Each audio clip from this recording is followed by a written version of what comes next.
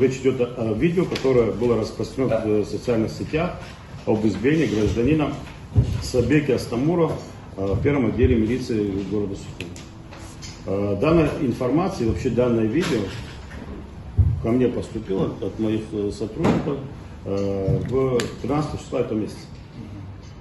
Далее, как говорится, когда это видео поступило, соответствующим образом отделу собственной безопасности МВД было поручено провести разбирательство, в ходе которого было выяснено, что в феврале месяце этого года, все это событие произошло в феврале этого года. То есть за весь этот период никто об этом даже не знал. Понятно, там своей компании это совершили.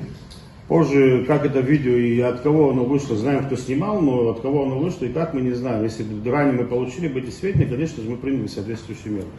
Согласно заключению ОСБ,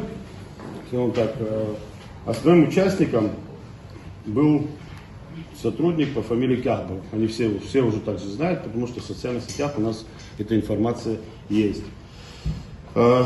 Который вообще, честно говоря, в ходе разговора с нашим судом отказался дать каких-то пояснений. То есть он ничего не поясняет. Ну, мною было принято решение его уволить по статье, как говорится, да, вот порочить честь, достоинство офицера и все остальное, как бы по такой статье был он уволен. Оказывается, что дальше начали выяснять, кто был. Еще ряд сотрудников до того, как это все произошло, то есть когда дошло, да, они сами уже уволились, являются уже гражданскими лицами. Те, кто остались, подвергнуты и полному служебному соответствию. И плюс, конечно, начальник получил строгий выговор за надлежащий контроль. Помимо всего этого, также проводится проверка прокуратуры города Сухум. Там ведутся следственные мероприятия. Материалы ОСБ мы перенаправили им туда, где будут приняты процессуальные меры в отношении данных граждан.